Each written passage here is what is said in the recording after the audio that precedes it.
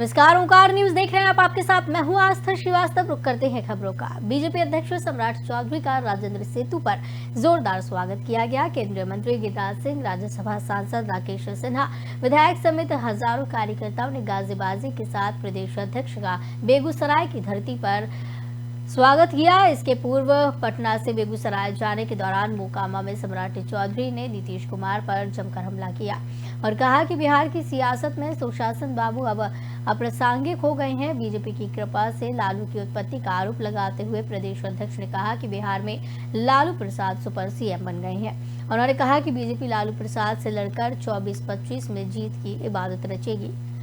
तो जीत का दम भी इस दौरान धरा है। बीजेपी अध्यक्ष मोकामा पहुंचे हैं और उनका जोरदार स्वागत किया गया। नीतीश कुमार पर जमकर हमला उन्होंने बोला है। वहीं आपको बताते चले कि नीतीश कुमार पर जमकर निशाना साधा। बेगूसराय जाने के पहले उन्होंने कहा कि बिहार की सियासत में सुशासन बाबू अब अप्रासंगिक हो गए हैं। बीजेपी की कृपा से लालू की उत्पत्ति का आरोप लगाते हुए प्रदेश अध्यक्ष ने कहा कि बिहार में लालू प्रसाद सुपर सीएम बन गए। उन्होंने कहा कि बीजेपी लालू प्रसाद से लड़कर 24-25 में जीत दर्ज करेगी।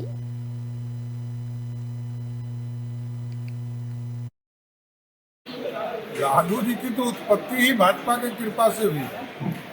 तो लालू जी ही सरकार चला रही है, जान लीजिए। अब नीतीश कुमार जी और प्रासंगिक हो चुके हैं बिहार की राजनीति में। सुपर पावर के तौर पर लालू प्रसाद जी है और लालू प्रसाद जी से हम लोग लड़के देख लेंगे 24 और 25 दोनों में। पटना एम्स के कैंसर सर्जरी डिपार्टमेंट के मुखिया के द्वारा मशरक थाना क्षेत्र के बहरोली गांव में ग्रामीणों की मौजूदगी में कैंसर बीमारी को जड़ से खत्म करने को लेकर जागरूकता अभियान चलाया गया। बहरोली गांव स्थित ब्रह्म बाबा स्थान के प्रांगण में मुखिया अजीत सिंह की अध्यक्षता में एक बैठक आयोजित की गई। इस बैठक में पंचायत और क्षेत्र के लोग मौजूद रहे। इस जागरूकता अभियान को संबोधित करते हुए डॉक्टर जगजीत पांडे ने कहा कि कैंसर जैसे जटिल बीमारी का हर संभव इलाज है, लेकिन जब पहला, द्वितीय और तृतीय स्टेज में प्राथमिक लक्षण का पता चल जाए। तो बता दें कि कैंसर को लेकर जागरूकता अभियान चलाया गया है। अजीत सिंह की अध्यक्षता में बैठक हुई। इस दौरान कई गणमान्य लोग भी इस बैठक में शामिल रहे और साथ ही साथ इस दौरान संबोधित करते हुए अभियान को जगजीत पांडे ने कहा है कि कैंसर जैसी बीमारी का भी इलाज संभव है, लेकिन अगर वो पहली, दूसरी या तीसरी स्टेज पर हो और शुरुआत में ही लक्षण का पता चल जाए। तो आपको बताते चले कि कैंसर को लेकर जागरूकता फैलाई जा रही है। कैंसर को लेकर जागरूकता अभियान चलाया जा रहा है। अजीत सिंह की अध्यक्षता में इसी के चलते बैठक आयोजित की गई और इस बैठक में तमाम गणमान्य लोगों ने शिरकत की। आसपास के लोग मौजूद रहे और साथ ही साथ डॉक्टर जगजीत ने कहा है कि कैंसर जैसी बीमारी से भी निपटा जा सकता है, उसका भी इलाज संभव है, लेकिन अगर शुरुआत में उसके लक्षणों का पता चल जाए तब उसका इलाज किया जा सकता है। पटना एम्स के कैंसर सर्जरी डिपार्टमेंट के मुखिया के द्वारा मशरक थाना क्षेत्र के बहरोली गांव में ग्रामीणों की मौजूदगी में कैंसर बीमारी को जड़ से खत्म करने को लेकर ये जागरूकता अभियान चलाया जा रहा है। बहरोली गांव स्थित ब्रह्म बाबा स्थान के प्रांगण में ये एक बैठक आयोजित हुई। इस दौरान लोगों को जागरूक किया गया कैंसर को लेकर और साथ ही साथ इस दौरान बताया गया कि कैंसर का भी इलाज संभव है, लेकिन शुरुआत में अगर लक्षणों का पता चल जाए, शुरुआत में अगर पता चल जाए तब।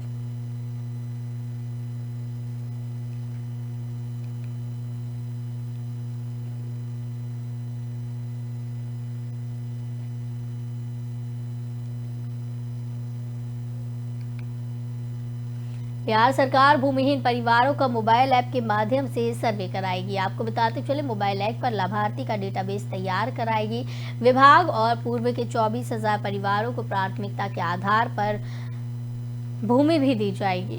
तो बता दें कि जून 2023 तक का समय दिया गया है। मोबाइल ऐप पर लाभार्थी का डाटा तैयार किए जाने की बात कही जा रही है और इसके लिए जून 2023 तक का समय दिया गया है। जून 2023 तक भूमि सुधार विभाग सभी भूमिहीन परिवारों का डेटा उपलब्ध कराएगी। पहले के 24,000 परिवारों को प्राथमिकता के आधार पर भी भूमि देगी। मोबाइल ऐप पर लाभार्थी का डेटाबेस तैयार कराने की बात कही जा रही है।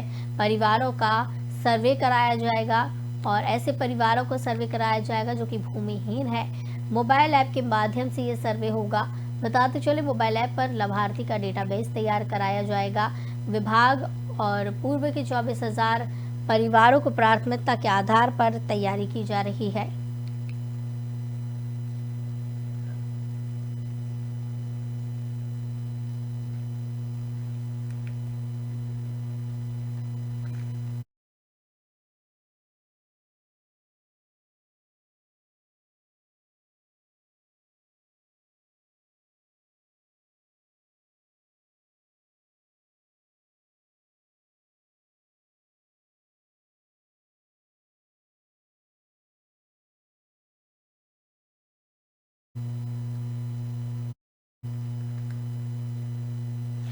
गोपालगंज जिले की पुलिस ने गोपालपुर थाना क्षेत्र के नटवा गांव निवासी साहिब अंसारी हत्याकांड के 24 घंटे के अंदर खुलासा कर दिया है। वहीं घटना के बारे में बताया जाता है कि गोपालपुर थाना क्षेत्र के नटवा गांव निवासी किल अंसारी का बेटा साहिब अंसारी अपने ही गांव की एक महिला के साथ अवैध संबंध थे उसके, और साहिब अंसारी ने हत्या के आरोपी महिला का आपत्तिजनक वीडियो बनाया और इस दौरान महिला को काफी समय तक ब्लैकमेल करता रहा, बार बार धमकी देता रहा और इसी के चलते महिला ने अपने पति को बुलाया और मिलकर उसकी हत्या की। आरोपी महिला का पति विदेश में रहता है। हालांकि आरोपी महिला का पति और मृतक कुछ दिन पहले एक साथ ही विदेश में नौकरी करते थे और दोनों एक ही गांव के रहने वाली हैं। तो आपको बता दें कि इस दौरान जिस तरीके से ये खबर सामने आई है, एक ही गाँव के दोनों बताए जा रहे हैं और अपने पति को बुलाकर फिर प्रेमी की हत्या करवा दी गई है। अवैध संबंध बताए जा रहे हैं दोनों के।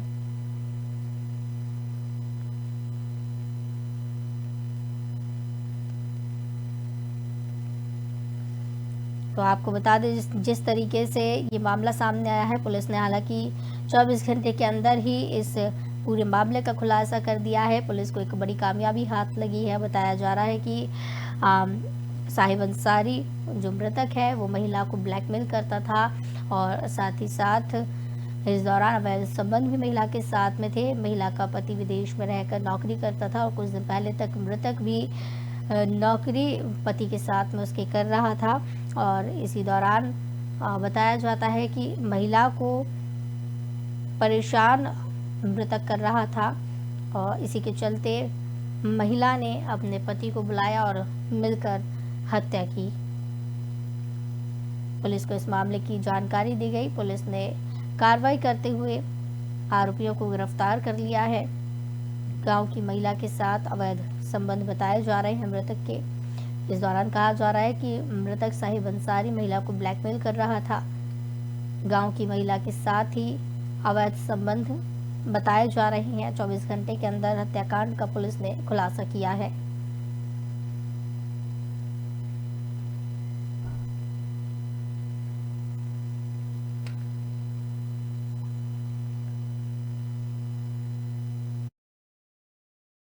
कल दिनांक 1 मई को श्रीपुर ओपी अंतर्गत एक अज्ञात लाश मिली थी नहर पुल के किनारे और लाश की पहचान मोहम्मद साहिब अंसारी थाना गोपालपुर के रूप में हुई, जिसकी गुमशुदगी की रिपोर्ट भी गोपालपुर थाने में दर्ज कराई गई थी।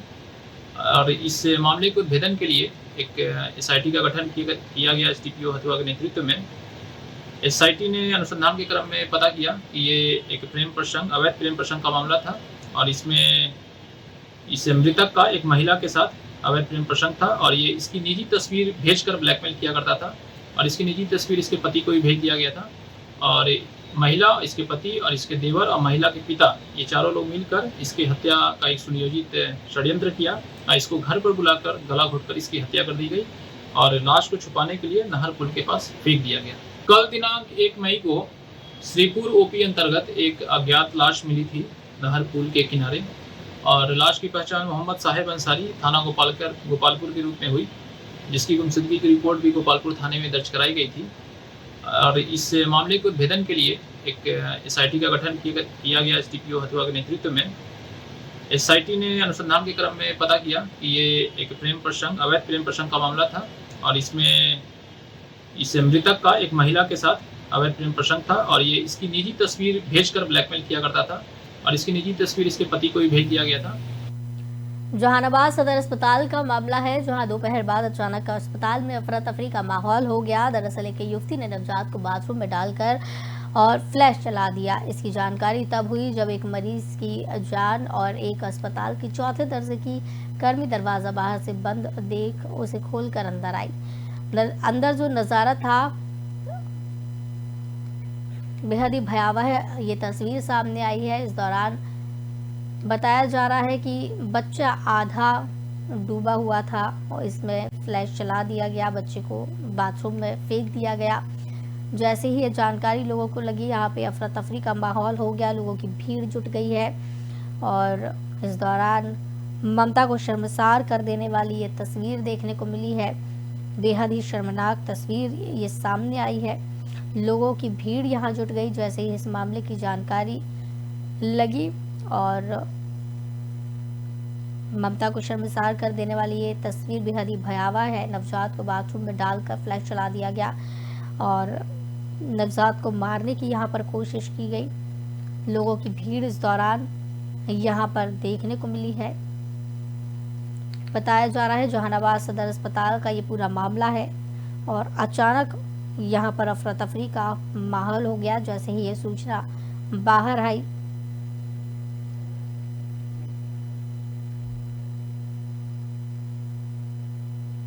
इस तरीके की सूचना पाकर पूरे अस्पताल में हड़कंप की स्थिति हो गई है और कई सवाल इस दौरान खड़े होने लगे हैं। ममता को शर्मसार कर देने वाली ये तस्वीर है।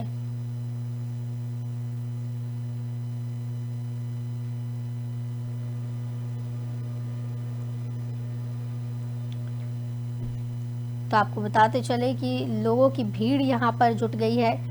ममता को शर्मसार कर देने वाली तस्वीर है कि युवती ने अपने बच्चे को बाथरूम में ले जाकर फ्लैश चला दिया और इस दौरान बच्चा का सिर आधा डूबा हुआ था। जिस तरीके की ये तस्वीर देखने को मिली है बेहद ही भयावह तस्वीर है। इस तस्वीर के सामने आने के बाद कई सवाल खड़े हो रहे हैं।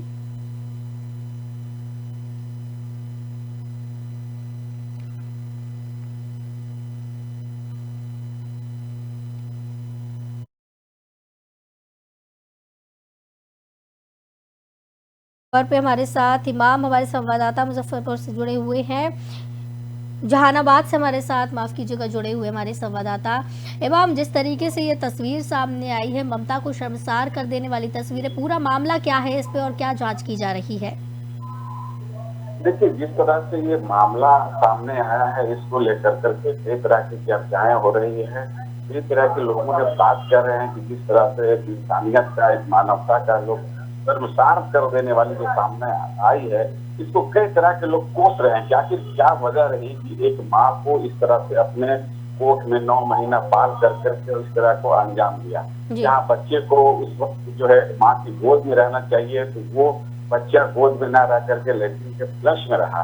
इसको लेकर के कई तरह की चर्चाएं हो रही हैं, कई तरह के लोग याद भी लगाए जा रहे हैं। लेकिन जो भी हो, इस तरह से घटना से लोग काफी मर्माहत हैं और इसकी काफी लोग निंदा कर रहे हैं। अब रह गई बात कि इस तरह के जो बच्चा के जो मामला आए हैं सामने, इसको लेकर अस्पताल प्रशासन भी, सामाजिक कार्यकर्ता भी लोग इसको बच्चे को, हालांकि 20 से 25 मिनट तक बच्चे वो फ्लैश में पड़ा रहा, लेकिन उसके बावजूद लोगों ने यहाँ तक कि बच्चे को उठा करके अस्पताल प्रशासन की तरफ से वहाँ एक यूनिट ICU में बच्चे को भर्ती कराया गया है, जहाँ से सभी को ना उम्मीद थी कि बच्चा अब नहीं इस दुनिया में रहा।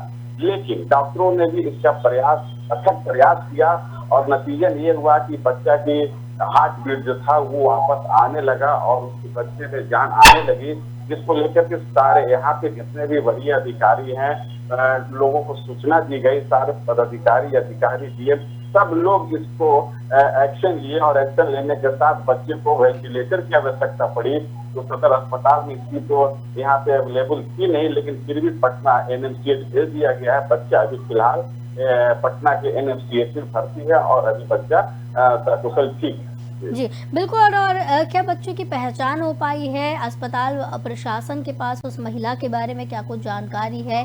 क्यों इस तरीके की घटना को उसने अंजाम दिया है? क्या कुछ बताया जा रहा है?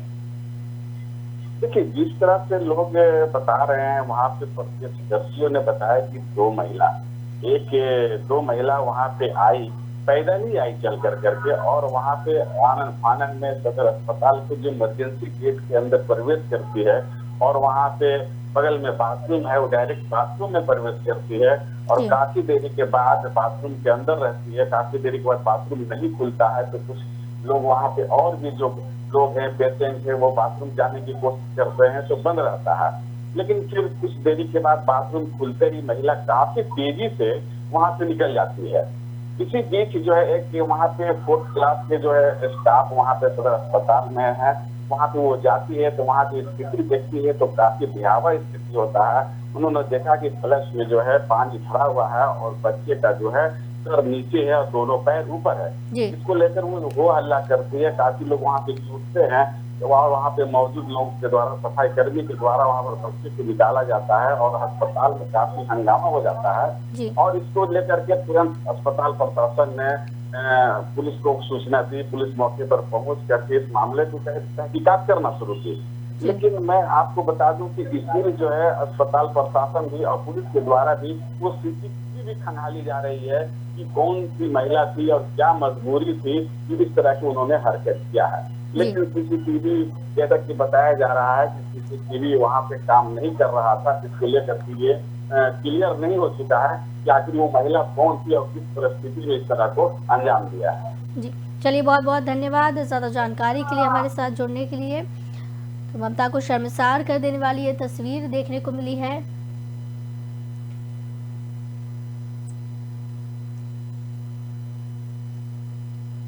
तो अब खबर नवादा से है। यहाँ हर्ष फायरिंग में एक बुजुर्ग की मौत हो गई है। वहीं हर्ष फायरिंग की यह घटना जिले के नगर थाना क्षेत्र के गोंदापुर की है। बता दें कि मृतक की पहचान बंगाल के मालदा के निवासी रूबी शेख के रूप में हुई। वे नवादा शहर के गोंदापुर मोहल्ले में किराए के मकान में रहकर बर्तन की फेरी का काम करते थे।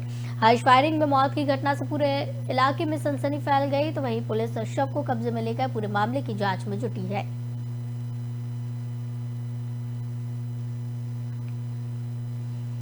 बिहार के पटना में शास्त्री नगर थाना क्षेत्र के राजा बाजार इलाके में पुलिस ने एक होटल में छापा मारकर पश्चिम बंगाल की 4 युवतियों को रेस्क्यू किया है।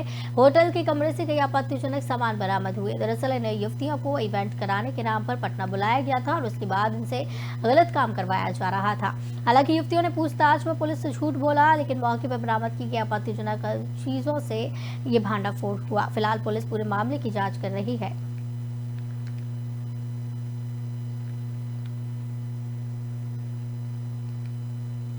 हरियाणा के बल्लभगढ़ में लाखों का गेहूं भीगने के बाद मंडी से गेहूं का उठान शुरू किया गया, लेकिन अभी भी हालात जस के तस बने हैं। जहां बीती शाम लाखों रुपए की कीमत का गेहूं अचानक और बेमौसम हुई बरसात की भेंट चढ़ा, जिसके बाद आज सुबह सवेरे का नजारा मंडी में कुछ बदलाव के साथ दिखाई दिया। इस बदलाव में जहां मंडी में बड़े गेहूं के उठान के लिए कई जगह ठेकेदार की गाड़ियां लगी दिखाई दी, तो कुछ जगह भी खराब मौसम के दौरान खुले आसमान के नीचे बिना कवर किए ही गेहूं पड़ा हुआ मिला।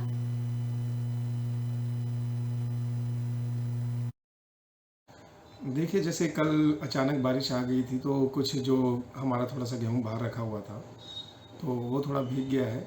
और अभी हमने इनको दिशा निर्देश कल भी दिए थे और पहले भी हम देते रहे हैं कि जब भी बारिश के आसार होते हैं तो हमने ग्रुप बना रखा और उस पर डाल देते हैं कि जो भी आपकी कृषि उपज है उसको ढक के रखें।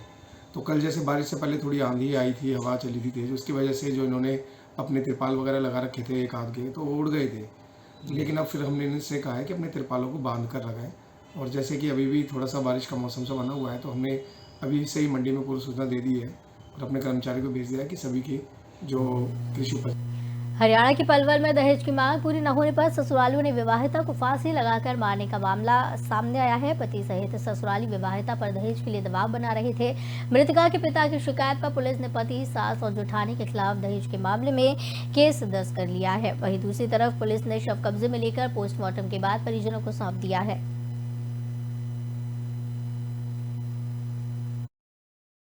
3 महीना से वो टॉर्चर कर रहा। उसने शादी में हमने 15 लाख रुपए, एक गाड़ी और 4-5 तोले सोना दिया और वो अब कह रहा था कि नोएडा में 500 गज प्लॉट दे। इसके ऊपर उसने रार कर रखी थी 3 महीना से और रात की मारी हुई है। हमें 11 बजे बताई है उसको। कितने साल पहले शादी हुई थी? 5 साल पहले शादी हुई, 2 लड़के हैं उस पर, एक 4 साल का, एक 1.5 साल का। जो गांव बागपुर में नीरज के साथ 5 साल पहले शादी हुई थी, जिसका पीछे से गांव रोणीजा पड़ता है, गांव जिला गौतम बुद्ध नगर में, जिसके इतला मिली कि उसकी आज हत्या हो गई दहेज के कारण, जिसके परिजन गांव सोलड़ा में हाजिर है, जिन्होंने एक शिकायत दी। शिकायत में लड़की सविता, उसके पति नीरज पर व उसके ससुर व सास पर आरोप लगाया है। 5 साल पहले अपनी बहन की शादी सोले गांव में कराई थी। 5 साल पहले उसमें उसके बाद उन्होंने कुछ ऐसे चलता रहा थोड़ा सा। उसके बाद में उन्होंने दहेज के लिए थोड़ा सा प्रताड़ित किया लड़की को। हमने थोड़ी मांग भी पूरी की उनकी। उसके बाद कितने समय पहले दहेज की मांग करी थी? उन्होंने अभी 3 साल मतलब 1 साल बाद ही वो मांग करने लगे थे। क्या मांगा था? वो कहते थे कि आप लोगों को मुआवजा मिला है हमारे गाँव में। तो इस बुलेटिन में फिलहाल इतना ही। मुझे दीजिए इजाजत। नमस्कार।